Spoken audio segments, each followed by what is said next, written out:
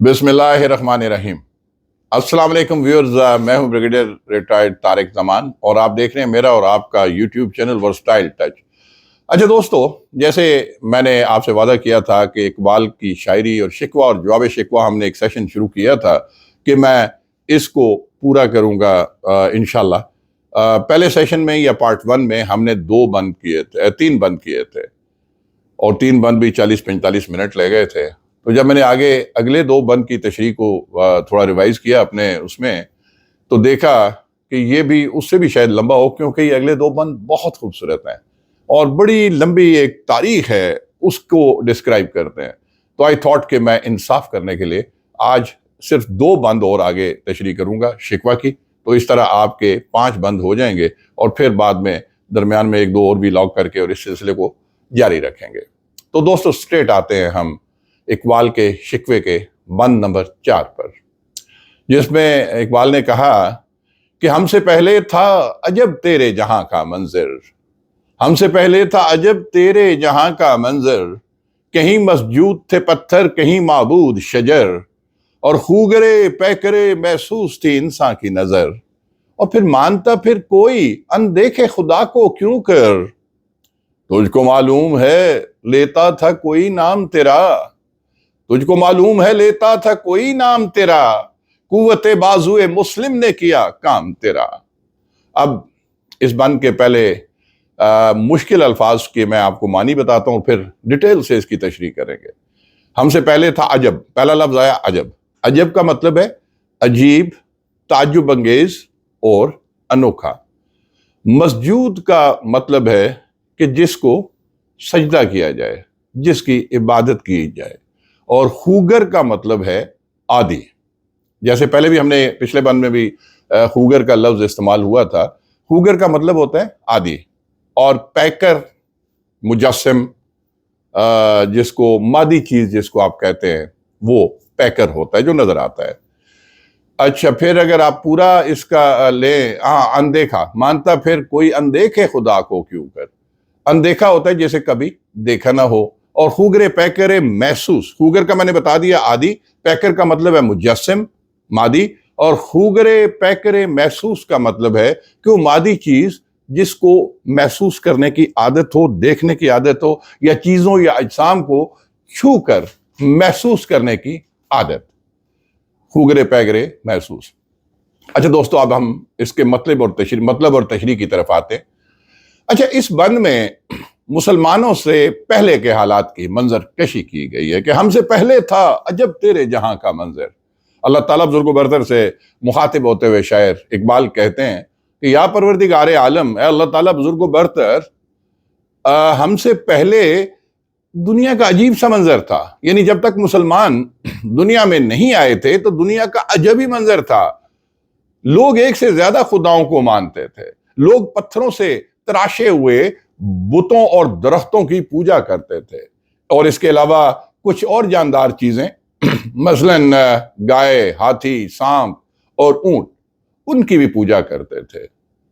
और दूसरे शेर में जब कहा कि खूगरे पैकरे महसूस थी इंसान की नजर, मानता फिर कोई अनदेखे खुदा को क्यों कर, तो यहां इस शेर में अल्लाह ताला बुजुर्ग व बरतर पर वाजे किया जा रहा है कि ए अल्लाह ताला, ए मालिक मुख्तार कुल, कि इस्लाम को मानने वालों से पहले, यानी मुसलमानों से पहले, दुनिया सिर्फ उस मादी शय को खुदा मानती थी जिसे छुआ जा सके, जिसे देखा जा सके और जिसे महसूस किया जा सके। यानी मखलूक खुदा इस बात की आदी थी कि जो चीज देखी जा सके, छुई जा सके, महसूस की जा सके, वही खुदा हो सकती है और उसे ही माना और पूजा जा सकता है। लिहाजा हम, यानी मुसलमानों से पहले जो भी इंसान दुनिया में बसते थे, उनकी हालत और सूरत हाल यही थी कि वो मादी और जाहिर चीजों की ही पूजा किया करते थे। अच्छा दोस्तों, इस बंद की तशरीह मैं जरा तफसील से करूंगा, क्योंकि इकबाल ने यहां जितलाया है कि मुसलमानों से पेशतर दुनिया में कहीं बुत परस्ती होती थी और कहीं दरख्तों को पूजा जाया जाता था। तो पहले यहां पे हम बुत परस्ती की जरा गहराई में जाएंगे کہ ہم بت پرستی اکثر کہتے ہیں، سنتے رہتے ہیں. یہ بت پرستی کب شروع ہوئی؟ دیکھیں، بت پرستی کی جو تاریخ ہے نا، اس کو اگر کھنگالا جائے تو کہا جاتا ہے کہ حضرت ادریس علیہ السلام کے آسمانوں پر اٹھائے جانے کے بعد رفتہ رفتہ بت پرستی کی وبا عام ہو گئی، اور لوگوں نے دیگر بتوں کے ساتھ ساتھ دیگر بت بھی تھے، اور اس کے ساتھ چند ایک بڑے مخصوص بت تھے، ان کے نام ہیں، جس میں ود تھا، سواہ تھا، یغوث، یعوق اور نصر. اس نام کے بتوں سے جو موسوم بت تھے، ان کی پوجا شروع کر دی. یہ 5 بت ان کے نزدیک دوسروں سے زیادہ عظمت والے تھے. اچھا، قرآن کریم میں بھی ان 5 بتوں کا ذکر آیا ہے. تو بتوں کا پس منظر بیان کرتے ہوئے حضرت عبداللہ بن عباس رضی اللہ تعالیٰ عنہ سے روایت ہے کہ ود، سواہ، یغوث، یعوق اور نصر. میں دوبارہ ریپیٹ کرتا ہوں کہ ود، سواہ، یغوث، یعوق اور نصر حضرت نوح علیہ السلام کی قوم کے نیک آدمیوں کے نام ہیں، جنہیں وہ جب وہ وفات پا گئے تو شیطان نے ان کے جو باقی لوگ تھے ان کے دلوں میں یہ بات ڈال دی کہ جن جگہوں پر بیٹھ کر وہ اللہ کی عبادت کرتے تھے وہاں وہ ان بتوں کے مجسمے رکھ دے. یعنی یہ شیطان نے آ کے انسانی شکل میں ان کی ان کو یہ آفر کی. تو لوگوں نے یہ کیا کہ عقیدت کے طور پہ ایسا کر دیا، لیکن وہ ان کی پوجا نہیں کیا کرتے تھے. اور جب وہ لوگ دنیا سے چلے گئے اور علم بھی کم ہو گیا تو بتوں کے مجسموں کی پوجا شروع ہو گئی، جو یہ 5 بت میں نے نام لیا. اچھا، حضرت محمد بن کعب کرزی رحمۃ اللہ علیہ فرماتے ہیں کہ ود اور سوا وغیرہ حضرت آدم علیہ السلام کے بیٹوں کے نام ہیں، اور وہ بہت ہی عبادت گزار تھے. جب ان میں سے ایک شخص کا انتقال ہو گیا تو لوگ اس پر بہت غمزدہ ہوئے، اور یہ دیکھ کر شیطان جو ہے وہ انسانی شکل میں ان کے پاس آیا اور کہا کہ تم اپنے ساتھی پر غمگین ہو؟ لوگوں نے جواب دیا ہاں. تو شیطان نے اس پر کہا کہ میں تمہیں اس جیسی تصویر بنا دوں جسے تم عبادت کرتے وقت اپنے سامنے رکھ لینا، اور جب تم اسے دیکھو تو تمہارے دل کو سکون آ جائے. لوگوں نے کہا کہ ہمیں یہ پسند نہیں کہ عبادت کے دوران کوئی اور ہمارے سامنے ایسی چیز ہو، مادی چیز ہمارے سامنے ہو. اچھا، شیطان نے کہا کہ تو پھر تم اسے اپنی عبادت گاہ کے کسی آخری کونے میں رکھ دو. یہ بات جو ہے وہ لوگ مان گئے.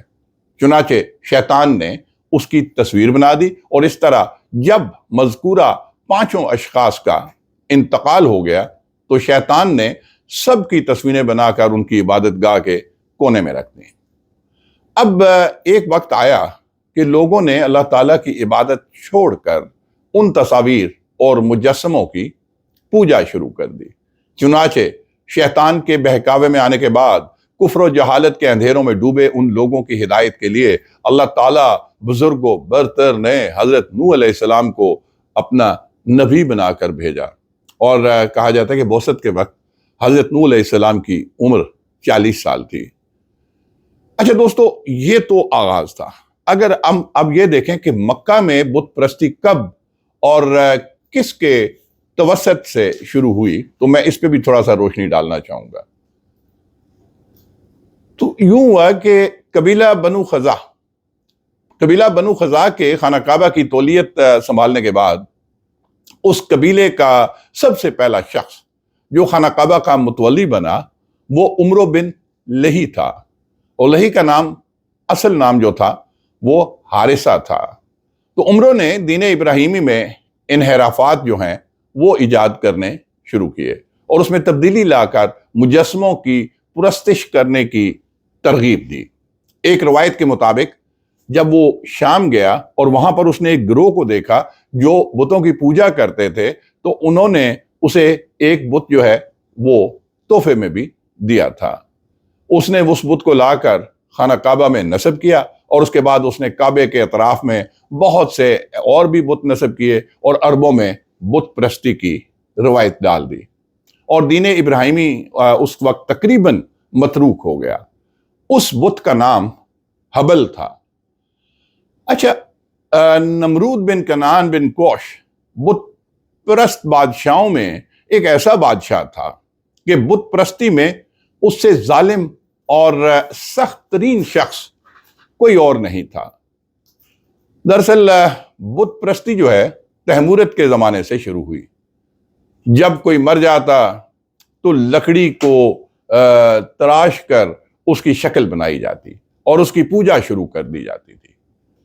طبقات ناصر میں آیا ہے کہ نمرود بن کنعان بن حام بن نو پہلا شخص ہے جس نے طوفان نو کے بعد قدرت جو ہے بلکہ آپ کہہ لیں حکومت لے لی اپنے ہاتھ میں، اور بادشاہی کے تاج کو اپنے سر پر رکھا، اور اس نے بابل کی زمین پر قبضہ بھی کیا۔ عرب اور عجم پر تسلط جما کر بت خانے بنائے، تمام بتوں کو جوہرات سے اس نے سجایا بھی، اور آزر نامی بت تراش کو اس نے اپنے خزانوں کا، بتوں کا اور ساز و سامان کا امین بنایا۔ وہ شخص جو تھا وہ علم نجوم کی پیروی کرتا تھا، اور امکان قوی ہے کہ بتوں کو غالباً ستاروں کی شکل میں بنایا جاتا اور ان کی پیروی اور پرستش کی جاتی۔ اچھا دوستو، اس کے ساتھ ہی اب ہم بر صغیر میں بتوں کی جو ہے نا پرستش کیسے شروع ہوئی اس کی طرف آتے ہیں۔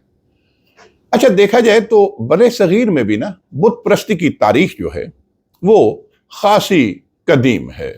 تاریخ گواہ ہے کہ ہندو مت اور بدھ مت میں بھی پتھروں اور مورتیوں کی پوجا کی جاتی تھی۔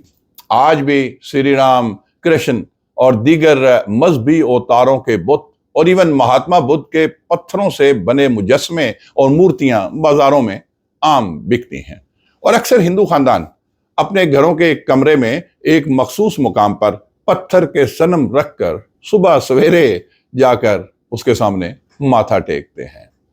ویورز، اب ہم اس بند کے پہلے شعر کے دوسرے مصرے کی طرف دوبارہ آتے ہیں، جس میں پہلے میں تو کہا نا کہ ہم سے پہلے تھا عجب تیرے جہاں کا منظر۔ دوسرا مصرع ہے، کہیں مسجود تھے پتھر، کہیں معبود شجر۔ تو پتھروں کی پوجا کی تاریخ تو میں نے پوری تفصیل سے آپ کو بتا دی۔ اب ہم شجر کو معبود ماننے کی تاریخ کی طرف آتے ہیں، جس کا ذکر اقبال نے اس مصرے کے آخری حصے میں کیا کہ کہیں معبود شجر کہہ کر کیا تھا۔ تو اب ہم اس کی تھوڑی سی تفصیل کہ شجروں کی پوجا کب اور کیسے شروع ہوئی۔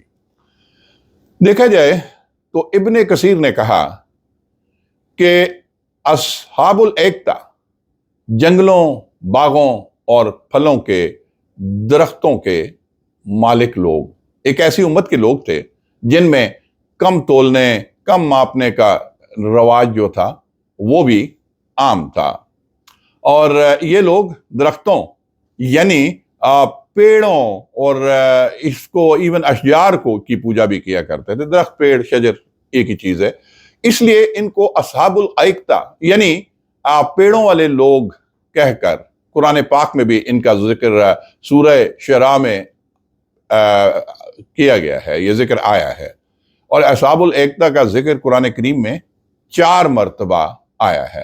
اور یہ بھی کہا جاتا ہے کہ ایکتا کے معنی گھنا درخت، اور ایک ایسا درخت مدین کی جو مدین ایک جگہ تھی اس کی نوائی آبادی میں بھی تھا، یہ بھی لوگ کہتے ہیں، اور جس کی پوجا پاٹ ہوا کرتی تھی۔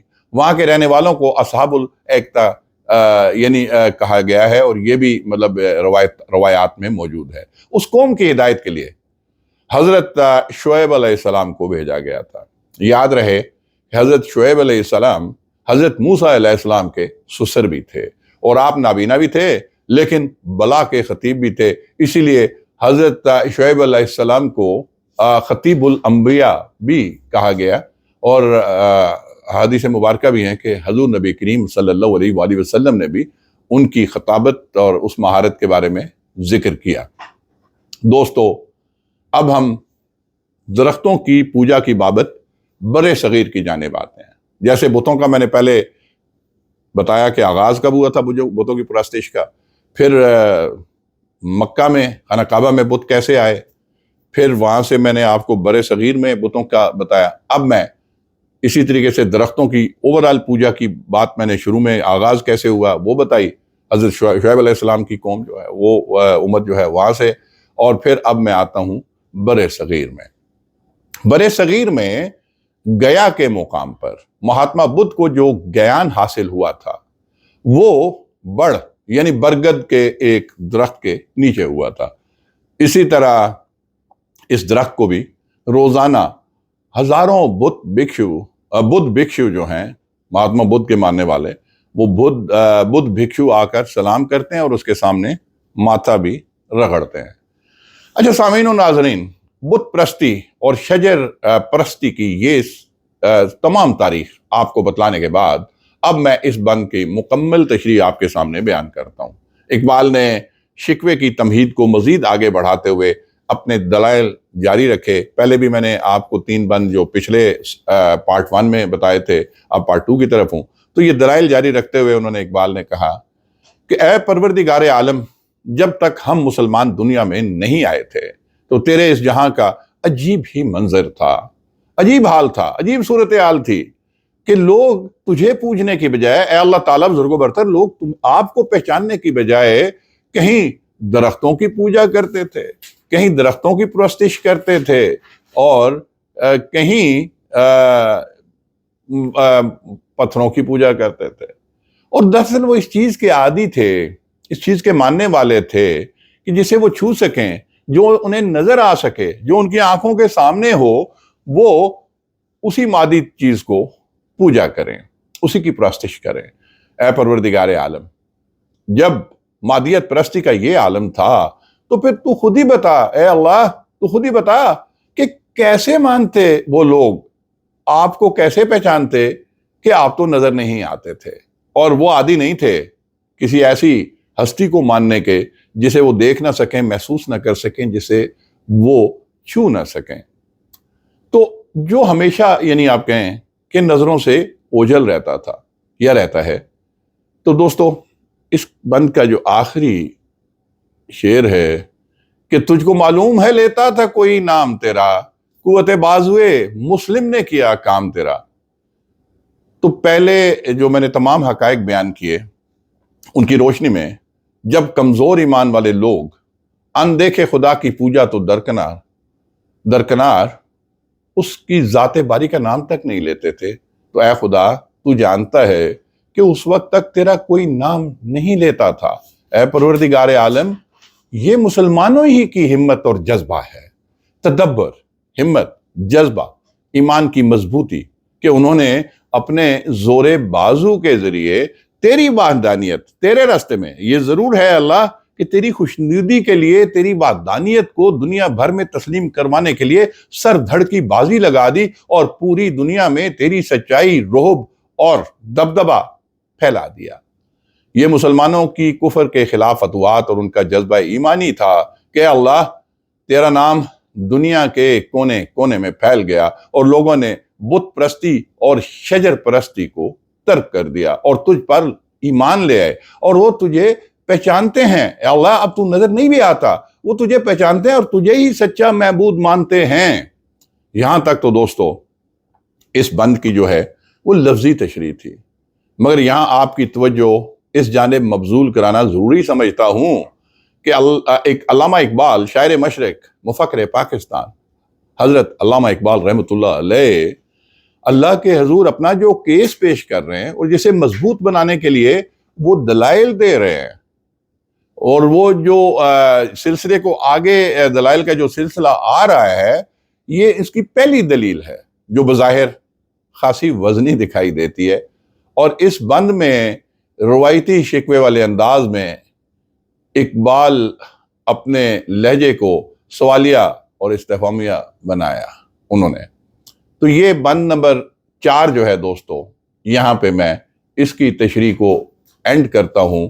اب ہم آتے ہیں بند نمبر 5 کی جانب، اور یہ جو ہے نا اصل بند ہے. اس پہ بہت تفصیل سے اس کو کور کروں گا، اس کو پلیز توجہ سے سنیے گا، یہ بڑا مزہ آئے گا آپ کو. بڑی تاریخ ہے اس میں.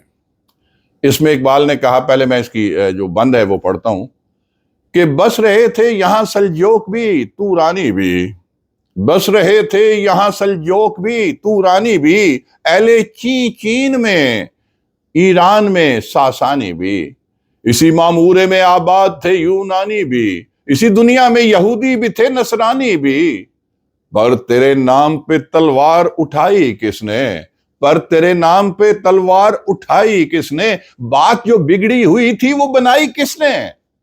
اقبال نے یہاں پہ بھی سوالیہ انداز میں اینڈ کیا ہے کہ پر تیرے نام پہ تلوار اٹھائی کس نے، بات جو بگڑی ہوئی تھی وہ بنائی کس نے، یعنی مسلمانوں کی طرف۔ لیکن پہلے میں مشکل الفاظ اور معنی معمورہ، جس میں کہنا کہ اسی معمورے میں، معمورے کا مطلب ہوتا ہے بستی، یعنی یہ بستی، قبیلہ، بستی یعنی دنیا آپ کہہ لیں، تو اسی معمورے میں یعنی اس بستی ساسانی، اسی معمورے میں جو کہا نا کہ آباد تھے یونانی بھی، تو میں مختلف قوموں کا ذکر ہے، میں تسلی سے ان کا ذکر کرتا ہوں، بلکہ میں ایسے کرتا ہوں معمورہ تو بعد میں، پہلے میں آتا ہوں بس رہے تھے، کیونکہ پہلا مصرع یہی ہے کہ بس رہے تھے یہاں سلجوق بھی تورانی بھی، بس رہے تھے مین رہائش پذیر تھے، زندگی گزار رہے تھے، رہ رہے تھے، بس رہے۔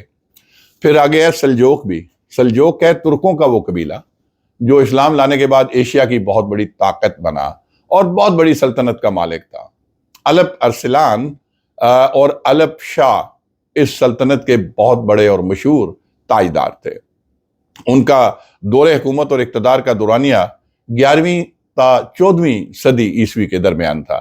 اچھا، لیکن میں آگے ان کو ڈیٹیل سے کور کروں گا۔ معمورے کا مطلب بھی بتا دوں جو خالی لفظی مطلب ہے، معمورہ مینز بستی، ساسانی جو ہے ایرانیوں کا ایک قبیلہ، اس کو ایرانیوں کو آپ کہہ سکتے ہیں، اور یہودی حضرت موسیٰ علیہ السلام کے پیروکار، اور نصرانی کا ذکر آیا، نصرانی مینز کہ یہودی حضرت موسیٰ علیہ السلام کے پیروکار، اور نصرانی جو ہیں کرسچنز کو، عیسائی کمیونٹی کو کہتے ہیں، یعنی کہ حضرت عیسیٰ علیہ السلام کے ماننے والے۔ اب ہم آگے چلتے ہیں مزید تھوڑا سا میں اس کے اوپر، کیونکہ سلجوق، اچھا یہ سلجوق اور اوغاز ترک تھے بیسیکلی، میں ترکوں کی بات کر رہا تھا پہلے، اب میں ذرا اور ڈیٹیل سے آتا ہوں کہ یہاں پہ نا سلجوق کا ذکر آیا۔ سلجوق جو ہے نا یہ بیسیکلی اوغاز ترک تھے نسلاً، اور مسلمانوں کی تاریخ میں نا انہیں بہت اہمیت حاصل ہے، کیونکہ دولت عثمانیہ کے بعد عالم اسلام کو ایک پلیٹ فارم اور ایک مرکز پر جو جمع کیا نا جنہوں نے، یہ جمع کرنے والی آپ کہہ سکتے ہیں آخری سلطنت تھی۔ لیکن اقبال کا جو یہ شعر ہے نا اس بند میں کہ یہاں سلجوق بس رہے تھے یہاں سلجوق بھی، یہ سلجوق سے مراد ان کی اس قبیلے یا اس وقت کے سلجوقیوں کے بارے میں ہے جو اسلام سے پہلے یہاں موجود تھے، جنہوں نے اس وقت تک اسلام قبول نہیں کیا تھا، اور جن تک اسلام ہم مسلمانوں نے یعنی عربوں نے پہنچایا تھا۔ اور دراصل نا اس کو اگر آپ اس طرح لیں کہ 7ویں صدی، غالباً 7ویں صدی کے دوران مسلمانوں نے شام اور مشرقی ترکیہ کو فتح کیا تھا، جس کے نتیجے میں رومی سلطنت اور اناطولیہ کے مغربی حصوں تک جو ہے نا، رومی سلطنت جو تھی وہ پھر اناطولیہ کے صرف مغربی حصوں تک محدود ہو کر رہ گئی تھی۔ اچھا، تورانی کا ذکر بھی آیا یہاں پہ۔ تورانی جو ہے، تورانی اصل میں اس کو ترک کو بھی کہتے ہیں، تورک بھی کہا جاتا ہے اور تورانی بھی کہا جاتا ہے، یعنی ترک، تورک یا تورانی۔ اچھا، ان کے بارے میں تفصیل سے تھوڑا سا کور کرتا ہوں کہ وسط ایشیا کے اس علاقے کو توران کہتے ہیں جس میں ترک، تاتاری، منگول اور ترکمان وغیرہ کی جو نسلیں ہیں نا ان کے لوگ آباد تھے۔ اچھا، یہ وہی علاقہ ہے جس پر کبھی شاہنامہ فردوسی کا توران فرمانروا افراسیاب جو ہے وہ حکمران تھا، اور جس کی برپا کی ہوئی جنگوں میں ایران کے مشہور پہلوان رستم بن زال کافی جگہوں پہ مارکا آرا نظر آتا تھا۔ آج کل یہ علاقہ جو ہے نا یہ قلمرو چین اور وسط ایشیا کے ممالک میں بٹا ہوا ہے، اور چین کے صوبے سنکیانگ جو ہے اس پہ، اور پھر ایون مشرقی ترکستان، پھر اس کے بعد ترکستان اٹسیلف، ازبکستان بھی ہے، ترکمانستان، قازقستان اور آذربائیجان کے ناموں سے اس کے کئی حصے بکھرے اب تو ہو چکے ہیں۔ اور یہ خانہ بدوش گدڑیے تھے بیسیکلی، ترک جو تورک جن کو کہتے ہیں، ترک کہتے ہیں، تورانی جو ہیں، یہ خانہ بدوش گدڑیے تھے بیسیکلی، یا ان کو آپ غزیہ غنا بھی کہتے ہیں، اور یہ ترک نسل کے سیرانشین تھے بیسیکلی۔ انہوں نے ہی سلطان سنجر کو موجودہ جو اندخوئی کے قریب قید کر رکھا تھا۔ انہوں نے ایک قیاس کے مطابق دریائے جیجو جو ہے اس کو عبور کیا، جو ایران اور توران کے درمیان نا ایک حد فاصل تھی۔ اچھا، ترک جو ہیں وہ صدیوں سے اب تو مسلمان چلے آ رہے ہیں، مگر ان کا قدیم مذہب جو تھا، قدیم مذہب وہ ٹینگری یا آسمانی خدا جو ہے اس کا تھا۔ یہ بنیادی طور پہ آپ کہہ سکتے ہیں کہ جو ٹینگری ہے یہ آسمانی دیوتاؤں کے پجاری تھے، یعنی آسمانی دیوتا، ناٹ خدا، اللہ نہیں، یہ اپنے کوئی دیوتا جس کو آسمانی دیوتا مانتے تھے، یہ اس کے پجاری تھے۔ تو اقبال کے اس مصرے میں کہ بس رہے تھے یہاں سلجوق بھی تورانی بھی، تو یہ اس وقت کے اسلام سے نابلد ٹینگری دیوتا کے پجاری تورانیوں کا ذکر ہے، جن تک اللہ تعالیٰ بزرگ و برتر کا نام اور دین اسلام نہیں پہنچاتا۔ تو کس نے پہنچایا؟ مسلمانوں نے پہنچایا۔ اچھا ناظرین و سامعین، یہاں میں آپ کی دلچسپی کے لیے تورانیوں کا ذکر مزید ذرا تفصیل سے کرنا چاہوں گا۔ اصل میں ویورز، ایرانی نام جیجو کیت کو بخارا کا نام ترکوں نے ہی دیا تھا، جس کا مطلب منگولی زبان میں اب بھی بدھ خانقاہ یا مندر ہے۔ تو اسی طرح خلج جو ہے ترکی میں تلوار کے کہتے ہیں، خلج جو ہے ترکی میں تلوار کا نام ہے۔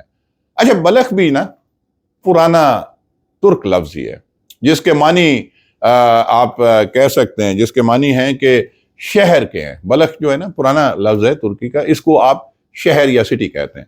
اچھا، جو ترک ہے نا بنیادی طور پہ اعلیٰ درجے کے سپاہی تھے، فائٹر تھے، وہ جہاں بھی گئے انہوں نے اپنی حکومتیں قائم کی۔ اب ذرا غور کریں دوستو، کیونکہ موسٹلی میرے ویورز برے صغیر پاک و ہند کے بھی ہیں، تو غور کریں کہ برے صغیر کے ایک آدھ کو چھوڑ کر تمام حکمران ترک ہی رہے ہیں، ماضی کی بات کر رہا ہوں، جن میں سے چند مشہور حکومتوں کا ذکر کرنا میں یہاں ضروری سمجھتا ہوں، جن میں غزنوی، غوری، ایون سلجوکی، عثمانی، تیموری، بابری، افشاری بھی، تغلق، ٹھیک ہے نا، افشاری، تغلق، مملوک، یہ لوگ بھی تھے، صفوانی، خوارزمی، چنگیزی، تاتاری، خلجی اور ترخانوں کا ذکر آتا ہے۔ اچھا، مسلمانوں سے قبل وسط ایشیا کے ترکوں کے حالات جو ہیں نا وہ بہت کم معلوم ہے۔ وہ اس لیے کہ مسلمانوں نے ہی وسط ایشیا میں تاریخ نویسی کی جو ہے نا بنیاد مسلمانوں نے رکھی تھی۔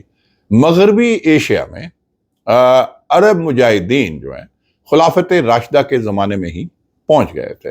انہوں نے وسط ایشیا کو فتح کرنے کے لیے سکندریہ کا رستہ اختیار کیا تھا۔ اب آپ غور کریں کہ زیاد بن ابو سفیان نے اپنے بہادر جرنیل ربیعہ ابن الحارث کو عراق سے خراسان بھیجا۔ اچھا، ربیعہ جو ہے وہ ہر مقابل کو زیر کرتا ہوا بلخ جا پہنچا، اور اس طرح عبداللہ بن زیاد نے بیکن، بخارا اور دیگر علاقے فتح کیے۔ بعد ازاں بخارا جو ہے بغاوت کے باعث 2-3 مرتبہ مسلمانوں کے ہاتھوں سے نکلا بھی، مگر چوتھی بار اہل بخارا کو مکمل جب شکست فاش دی تو اس کے بعد وہ دل سے مسلمان ہو گئے۔ اور دوستو، آپ کو پتہ ہی ہوگا کہ بخارا جو ہے اس کے بعد دین اسلام کا مرکز بن گیا، اور تاریخ اسلام میں بخارا کو جو ہے نا یہاں بہت اہمیت حاصل ہے۔ یہاں بڑی بڑی جید علماء، بڑی بڑی شخصیات یہاں پہ آج بھی مدفون ہیں۔ امام بخاری رحمۃ اللہ علیہ جیسے بڑے بڑے عالمان دین، اور ابو علی سینا جیسے عظیم فلسفی اور طبیب بھی بخارا میں ہی پیدا ہوئے۔ اچھا، یہاں پر مسلمانوں کی چین پر لشکر کشی کرنے کا ذکر ضرور کروں گا، کیونکہ اس میں ایک بڑا دلچسپ واقعہ بھی آتا ہے، اس کا ذکر آتا ہے، وہ بھی آپ کے گوش گزارتا ہوں کہ دراصل چینیوں اور ترکوں میں ایک فرق ہے۔ مشرقی ترکمانستان اور مغربی جو ترکمانستان جو ہے نا ارض تورانی کا حصہ ہے، جس کی حدود جو ہے درمیان میں دیوار چین سے اور دیوار چین اور دریائے والگا تک پھیلی ہوئی ہے، مطلب یہ اس کی ڈیوائیڈنگ لائن ہے، دیوار چین سے دریائے والگا تک۔ چینی باشندے جو ہے نا، انہوں نے ترکوں سے ہی ملک بچانے کے لیے، ذرا غور کریں ترک کتنی دہشت کی علامت تھے، کہ چینی باشندوں نے ترکوں سے اپنا ملک بچانے کے لیے یا اپنی راجدھانی بچانے کے لیے ہی دیوار چین جو ہے وہ تعمیر کی تھی، اور یہاں بھی بغاوتیں ہوتی رہیں۔ چینی فوج بھی چونکہ ماضی میں ترکوں کے ساتھ مل کر مسلمانوں سے بھی ایک دفعہ لڑنے آئی تھی، اس لیے خلافت بغداد کے بڑے سپہ سالار قتیبہ بن مسلم، انہوں نے اس کا بدلہ لینا ضروری سمجھا، کیونکہ چینی ترکوں کے ساتھ مل کر ان کے خلاف لڑنے آئے تھے، مسلمانوں کے خلاف۔ تو انہوں نے اس کا بدلہ لینا جب ضروری سمجھا تو مسلمان پھر فتح پر فتح حاصل کرتے ہوئے کاشغر تک پہنچ گئے۔ آپ ذرا دوست کرو دوستو، مسلمانوں کی ہسٹری کتنی عظیم ہے، کہ وہ اسی لیے تو اقبال نے ایک جگہ کہا نا کہ نیل کے ساحل سے لے کر تاب خاک کاشغر، ایک ہوں مسلم حرم کی پاسبانی کے لیے۔ تو وہ فتح در فتح، فتح پہ فتح حاصل کرتے ہوئے کاشغر تک پہنچ گئے، اور یہاں سے ایک وفد حبیرہ بن کلاہی کی قیادت میں خاقان چین کے پاس قتیبہ بن مسلم نے بھیجا۔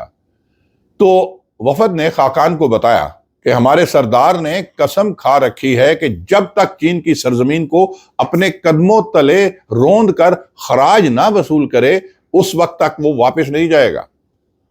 اچھا، خاقان چین نے پہلے تو ان کو ڈرانے کی، اس وفد کو ڈرانے کی بڑی کوشش کی، لیکن جب تمام کوششیں رائیگاں گئیں تو جزیہ دے کر اس نے جزیہ دے کے صلح کر لی۔ لیکن جب خراج کی رقم قتیبہ کے سامنے، جو سپہ سالار تھے ان کے سامنے رکھی گئی، انہوں نے کہا کہ جی میں نے تو 2 قسمیں کھائی تھی، ایک تو خراج وصول کرنے کی، اور دوسرا ان کی سرزمین کو، چین کی جو ہے ان کی سرزمین کو اپنے قدموں تلے، یعنی گھوڑے کے قدموں تلے روندنے کی۔ اب ایک پہلی شرط تو انہوں نے کہا جی پوری ہو گئی کہ انہوں نے خراج بھیج دیا، لیکن دوسری شرط کو پورا کرنے کے لیے ان پر حملہ کرنا ضروری ہے، اور حملہ کرنا پڑے گا۔ اب چونکہ دونوں فریقین خون ریزی سے بچنا چاہتے تھے، تو یہ ترکیب نکالی گئی کہ جی ایسا کرتے ہیں کہ چین سے مٹی کی بھری ہوئی ایک بوری لا کر قتیبہ بن مسلم کے سامنے پھیلا دی جائے، اور وہ اسے اپنے گھوڑے یا اپنے قدموں تلے روند کر پامال کر کے اپنی قسم پوری کر لیں۔ اچھا، قتیبہ ایک عظیم سپہ سالار تھے، اور ان کا مقصد صرف فتوحات پر اکتفا کرنا نہ تھا، بلکہ وہ اسلام کی بیسیکلی اشاعت کو اولین ترجیح دیتا تھا۔ اسی لیے قتیبہ جو ہے اپنے ساتھ قرآن کریم کے حفاظ اور ایون عالموں کو بھی اور خطیبوں کو بھی وہ ساتھ رکھتے تھے، اور وہ تلاوت کلام پاک سے اور اپنے خطبوں سے مجاہدین کے دلوں کو گرمایا بھی کرتے تھے۔ اور عربوں میں ویسے میں کہوں کہ مجاہدین کی کمی نہیں تھی۔ آپ دیکھیں قبیلہ بنی بکر، بنو تمیم اور عبد القیس جیسے جری قبائل جو ہے وہ پیش تھے، جن کی تعداد تقریباً 21,000 تھی اس وقت۔ اور مزید یہ ہے کہ ان کے ساتھ اور بھی عرب مجاہدین جو تھے نا، انہوں نے بھی کبھی ویسے کمی کا احساس بھی نہیں ہونے دیا، اور عرب مجاہدین جو ہے وہ جذبے سے لڑتے تھے، جذبہ ایمانی سے لڑتے تھے، تو انہوں نے کبھی بھی تعداد کی کمی کو خاطر میں لایا بھی نہیں۔ اور چونکہ آپ کو پتہ ہے اللہ تعالیٰ بزرگ و برتر کا وعدہ ہے کہ ایک مسلمان، سچا مسلمان مجاہد تو 10 کفار پہ بھاری ہوگا۔ اور تمام غزوات دیکھیں حضور نبی کریم صلی اللہ علیہ وسلم کے دور سے ہی، اور بعد میں بھی جنگوں میں دیکھیں تو تعداد میں ہلکے مگر ہمیشہ دشمن پہ بھاری رہے یہ مسلمان۔ تو خیر میں وہ بات کر رہا تھا کہ قتیبہ نے پھر وہ یہ قسم اس طرح انہوں نے پوری کر لی تھی کہ وہ مٹی لائے تو انہوں نے اپنے گھوڑے کے قدموں تلے روند کر وہ قسم بھی پوری ہوگی، خراج بھی دے رہے تھے، تو اس طرح انہوں نے ان پہ بھی غلبہ پا لیا تھا۔ تو میں یہاں پہ یہ بتانا چاہتا ہوں کہ آج صدیاں گزرنے کے باوجود وسط ایشیا کے لوگ آج بھی اسی طرح اسلام کے شیدائی ہیں۔ اچھا ویورز، اب دوبارہ یہ میں ساری آپ کو تاریخ ساتھ ساتھ بتاتا جا رہا ہوں کہ اتنی گہرائی میں کبھی تشریح آپ نے نہیں سنی ہوگی. میں چاہتا ہوں کہ آپ کا ایمان بھی تازہ ہو جائے، آپ کو اپنے اسلاف کے کارناموں کی بابت بھی پتہ چل جائے، اور آپ کو پتہ چلے کہ کوئی آپ عام قوم نہیں ہیں، آپ بہادر، جری اور ایک عظیم مسلمان قوم ہیں. بڑی زرعی تاریخ ہے آپ کی. تو میں یوتھ کے لیے خاص طور پہ، اور جو ہمارے اسٹوڈنٹس ہیں جنہوں نے آگے ایگزام بھی دینے ہیں، جنہوں نے آگے مختلف اقبال کا شکوہ، جواب شکوہ ویسے آپ کے سلیبس میں بھی ہوتا ہے، تو میں اس لیے بھی چاہتا ہوں کہ اس کے اوپر ڈیٹیل سے، تاکہ آپ ایک دفعہ سن لیں تو کافی حد تک آپ کو یہ چیزیں یاد رہ جائیں گی. اچھا، تو میں نا اب اقبال کے مطلب اس شعر کی طرف آتا ہوں جس میں انہوں نے مختلف اقوام کا ذکر کیا کہ بس رہے تھے یہاں سلجوق بھی تورانی بھی. تشریح تو میں نے پہلے کر دی، اب میں تھوڑا سا گہرائی میں جا رہا ہوں دوستو، کہ بس رہے تھے یہاں سلجوق بھی تورانی بھی، اہل چین چین میں، ایران میں ساسانی بھی. اچھا، پہلے مصرے میں سلجوق اور تورانی اقوام کا تو میں تفصیل سے بھی آپ کے سامنے ذکر کر چکا ہوں.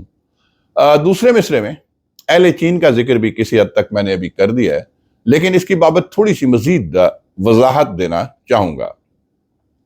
دراصل چین میں داخلہ اسلام کی ایک غیر مستند ہے کہ ہجرت حبشہ کے زمانے میں 2 صحابہ کرام، حضرت جعفر بن ابی طالب رضی اللہ تعالیٰ اور سعد بن ابی وقاص رضی اللہ تعالیٰ عنہ، یہ چین میں آئے. یہ غیر مستند روایت ہے، لیکن اس روایت کے متعلق نا کوئی تاریخی شہادت اس لیے نہیں ملتی کہ ان صحابہ کرام کے جو مدفن ہیں وہ جزیرہ عرب میں ہیں، یہاں پہ نہیں ہیں. اور دوسری بات یہ ہے کہ حضرت جعفر بن ابی طالب رضی اللہ تعالیٰ عنہ جنگ موطا میں شہادت کے رتبے پہ فائز ہوئے تھے جب حضور صلی اللہ علیہ وسلم نے پہلا باقاعدہ لشکر بھیجا تھا. اس کا آگے جا کے میں ذکر بھی کروں گا، تو لہٰذا اس کے اوپر اتنی مستند نہیں ہے. لیکن ایک اور روایت ہے جس کے مطابق سعد بن ابی وقاص رضی اللہ تعالیٰ عنہ 650 عیسوی سے 651 عیسوی کی وسطی مدت تک چین میں آئے، جو خلیفہ سوم حضرت عثمان غنی رضی اللہ تعالیٰ عنہ کا عہد خلافت تھا. اور اگر یہ روایت درست ہے تو یہ واقعہ چین کے شہنشاہ گاؤ یونگ ان کا شہنشاہ تھا اس وقت، یہ اس کا عہد تھا جو تقریباً 649 عیسوی سے 683 عیسوی تک شہنشاہ چین تھا. اچھا، اسلام جو ابتدائے خلافت راشدہ سے ہی جزیرہ عرب سے نکل کر ایشیا میں منتقل ہو رہا تھا، وہ ماوراء نہر میں داخل ہو کر چین تک آن پہنچا.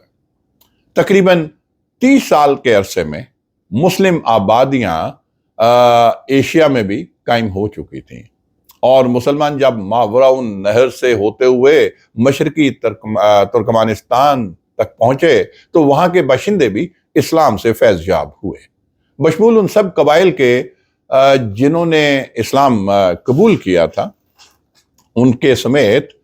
ان میں ایک قبیلہ جو ہے وہ ہوئی چہی بھی تھا. یہ لوگ قتیبہ بن مسلم، جن کا میں نے بھی ذکر کیا تھا آپ کے سامنے، ان کے زمانے میں ہی مسلمان ہوئے تھے، اور چینی زبان میں ان مسلمانوں کو آج بھی ہوئی کہتے ہیں. لہٰذا یہ کہہ سکتے ہیں ہم بڑے اطمینان کے ساتھ اور یقین کے ساتھ کہ چین میں مسلمان اوائل اسلام یعنی 1400 عیسوی سے ہی موجود ہیں، یعنی 1400 سے ہی موجود، 1400 سے ہی موجود ہیں. تو مسلمان جو ہے نا چین کے ہر علاقے میں رہتے ہیں. کچھ ذرائع کا کہنا ہے، یہ میں تھوڑی سی کریکشن دوں گا، 1400 سال سے، 1400 عیسوی نہیں، معذرت چاہتا ہوں، کریکشن، کہ میں نے یہاں پہ کہا نا کہ چین میں مسلمان جو ہے آپ کہہ سکتے ہیں کہ 1400 سال سے موجود ہیں، کیونکہ اسلام کی جب جیسے آغاز ہوا تو یہ یہاں پہنچ چکے تھے. اچھا، مسلمان نا چین کے ہر علاقے میں رہتے ہیں. کچھ ذرائع کا کہنا ہے کہ مسلمان جو ہیں وہ چین کی کل آبادی جو آج کی بھی ہے اس سے 1 سے 2% ہے. یہ تو ہو گیا چین کا، اہل چین میں.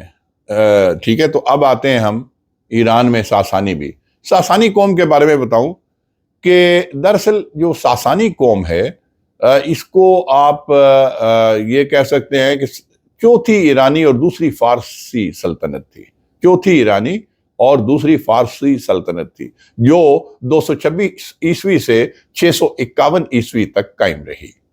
ارد شیر اول تھا جس نے پارتھیا کے آخری بادشاہ ارتیالوس چہارم کو شکست دے کر اس کی بنیاد رکھی، جبکہ آخری ساسانی بادشاہ یزدگر سوم یہ تقریباً 632 عیسوی سے لے کے 652 عیسوی تک تھا، جو دین اسلام کے بڑھتے ہوئے قدموں کو روکنے میں ناکام رہا، اور اس طرح ایران جو ہے وہ خلافت اسلامیہ کا حصہ بن گیا۔ اچھا، اسلامی لشکروں نے حضرت خالد بن ولید رضی اللہ تعالیٰ عنہ کی قیادت میں ایران کو شکست فاش دی، اور دیگر بڑے جری جو مسلمان سپہ سالار صحابہ کرام تھے، انہوں نے بھی ایران کو کس طرح فتح کیا۔ قادسیہ کی جنگ آپ نے سنی ہوگی، میں اس پہ زیادہ گہرائی میں نہیں جاتا، بہت لمبا ہو جائے گا۔ تو ان کو شکست فاشت ہوئی، اور اس سے ان جنگوں یا فتوحات کا باقاعدہ سلسلہ دیکھا جائے تو کہاں سے شروع ہوا تھا؟ وہ جنگ موتا سے، حضور نبی کریم صلی اللہ علیہ وآلہ وسلم کے دور سے ہی ہو گیا تھا۔ تبھی میں نے کہا کہ 1400 سال سے۔ وہ اس طرح کہ ایرانی اور رومی لشکر، یہ میں جنگ موتا کا تھوڑا سا بتانا چاہتا ہوں، کہ وہ تقریباً 1 لاکھ کی فوج تھی اور مسلمان صرف 3000 تھے۔ کافروں کا سپہ سالار جو تھا وہ شرجیل تھا، جس نے آپ صلی اللہ علیہ وآلہ وسلم کے قاصد کو شہید کیا تھا۔ اور آپ کو یاد ہوگا اگر ہسٹری پڑھیں، آپ صلی اللہ علیہ وآلہ وسلم نے فارس ان سلطنت میں ایران کی جو ہے اس میں قاصد بھیجے تھے کہ اللہ کے دین کو قبول کر لو، اور جو اس وقت ان کا بادشاہ جس کا میں نے پیچھے ذکر کیا، اس نے تمسخر اڑایا تھا۔ اس نے وہ آپ صلی اللہ علیہ وسلم کا جو خط مبارک تھا اس کو ریزہ ریزہ کر کے، اور وہ جو 3 قاصد تھے گئے تھے 3 صحابہ، ان کی انسلٹ بھی کی، اور اس نے کہا تھا کہ اگر قاصدوں کو مارنا غیر اخلاقی نہ ہوتا تو میں تمہیں مار بھی دیتا۔ لیکن بعد میں جو اس کا آگے تھا، شرجیل ایک سپہ سالار تھا، تو اسے کہہ کے چالاکی سے ایک صحابی جو ہیں، یہ والی بصرہ تھا غالباً شرجیل جو ہے، اسے کہہ کے قاصد رسول ان تینوں میں سے جو ایک تھے قاصد، حضرت حارث بن عمیر رضی اللہ تعالیٰ عنہ، ان کو شہید کیا تھا۔ اور جب یہ خبر آپ صلی اللہ علیہ وسلم تک پہنچی تو آپ نے فرمایا تھا کہ اس ایرانی جس بادشاہ نے پھاڑ کے ان کا رکے کو پھینکا تھا، انہوں نے کہا تھا انشاءاللہ اس کی سلطنت بھی اسی طرح ریزہ ریزہ ہوگی۔ اور دوستو، پھر چشم فلک نے نظارہ دیکھا کہ وہ سلطنت ریزہ ریزہ ہوئی، اور اسلام کا مکمل وہاں پہ جو ہے اثر رسوخ ہو گیا، اور مسلمانوں نے اس کو فتح کیا، اور زیادہ دیر کے بعد نہیں کیا۔ اچھا، آپ صلی اللہ علیہ وسلم نے جنگ موتا کے لیے 3000 لوگ، کدھر 1 لاکھ کی فوج، اور رومی اور ایرانی دونوں مل کے لڑ رہے تھے اگینسٹ مسلمانوں کے، تو اس کے لیے آپ صلی اللہ علیہ وسلم نے 3 سپہ سالار متعین کیے تھے۔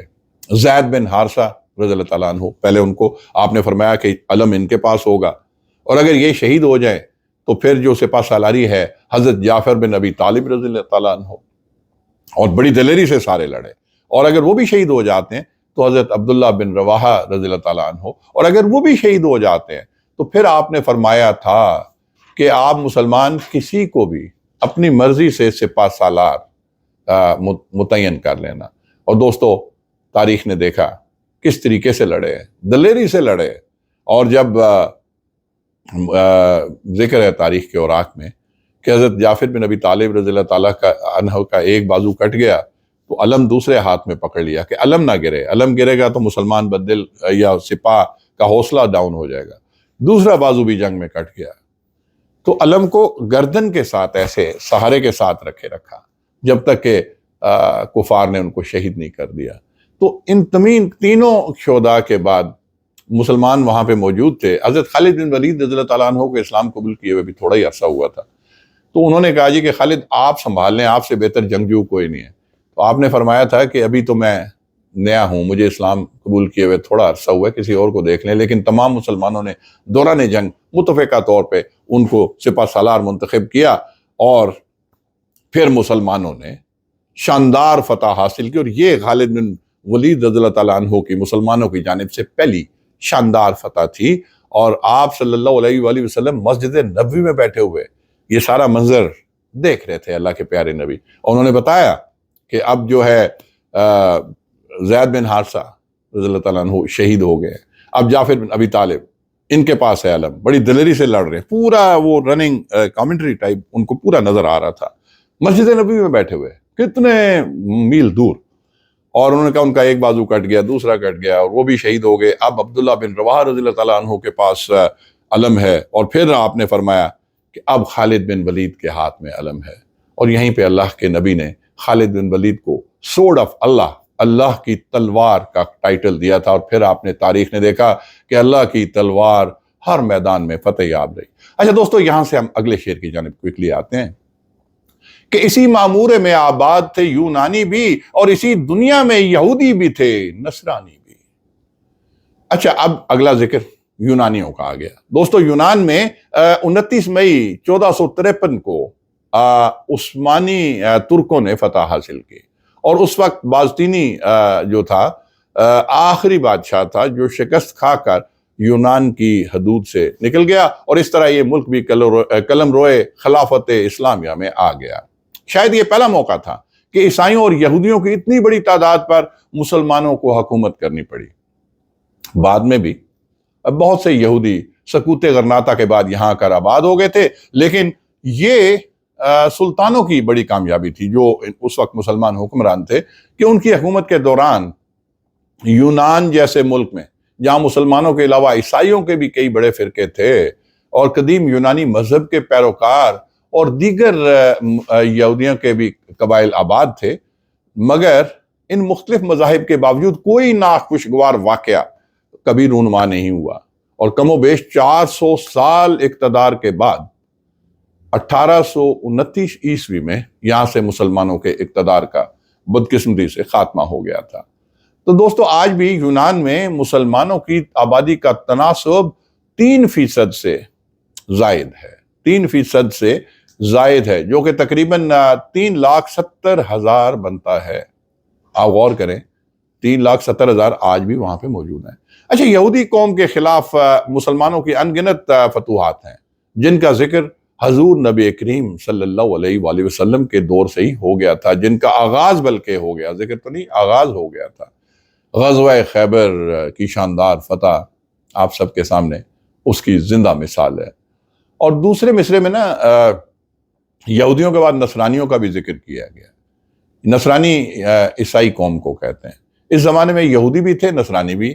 نصرانیوں نے یعنی عیسائیوں کے خلاف جو آپ کہہ لیں نا، نصرانیوں یعنی عیسائیوں کے خلاف بھی جو فتوحات ہیں مسلمانوں کی، اس کا آغاز بھی اوائل اسلام سے ہی ہو گیا تھا۔ حضرت خالد بن ولید رضی اللہ تعالیٰ عنہ، حضرت ابو عبیدہ جراح رضی اللہ تعالیٰ عنہ، حضرت عمرو بن العاص رضی اللہ تعالیٰ عنہ، حضرت شرجیل بن حسنہ رضی اللہ تعالیٰ عنہ جیسے نامور سپہ سالار اور کئی اور سپہ سالاروں نے بھی نصرانیوں کو خلفائے راشدین کے دور میں ان گنت شکستوں سے دوچار کیا، اور بعد ازاں سلطان صلاح الدین ایوبی کی صلیبیوں کے خلاف ان گنت فتوحات تاریخ کے اوراق میں آج بھی رقم ہیں۔ اچھا ویورز، میں یہاں تک تو میں نے ان تمام اقوام کا بھی ذکر تفصیل سے کر دیا جن کی بابت اقبال نے شکوہ کے اس بند کے پہلے 4 مصروں میں کیا تھا، اور اب یہاں پہ میں کہوں گا، انہوں نے کہا کہ اے پروردگار اس دنیا میں لاتعداد، میں تھوڑا سا اس کو سم اپ کر رہا ہوں کہ اے پروردگار عالم اس دنیا میں لاتعداد قومیں آباد تھیں، جن میں سلجوق، تورانی، چینی، ایرانی، ساسانی، یونانی، یہودی اور نصرانی، عیسائی سب شامل ہیں، مگر ان میں سے کسی کو توفیق نہیں ہوئی تھی اے اللہ تعالیٰ بزرگ و برتر جی، یا اللہ ان میں سے کسی کو توفیق نہیں ہوئی تھی کہ وہ دنیا میں آپ کا نام متعارف کراتا۔ تو پھر آخری شعر میں کیا کہا کہ پر تیرے نام پہ تلوار اٹھائی کس نے، پر تیرے نام پہ تلوار اٹھائی کس نے، بات جو بگڑی ہوئی تھی وہ بنائی کس نے۔ یہاں پہ اقبال نے کہا کہ اے پروردگار عالم، باقی تمام قومیں صدیوں سے چلی آ رہی تھیں، ہر طرف جہالت کا دور تھا، گمراہی کے گھٹا ٹوپ اندھیرے، جہالت کفر کا نظام عام تھا اور لوگ بتوں، درختوں اور اس طرح کی مادی چیزوں کو ان کو پوجا کرتے تھے۔ مولائے کریم ان قوموں میں سے کسی نے قربانیاں نہیں دی، کسی نے ہمت نہیں کی۔ اے اللہ تعالیٰ بزرگ و برتر، تو شاہد ہے کہ تیرے نام پہ تلوار اٹھانے والے کون تھے۔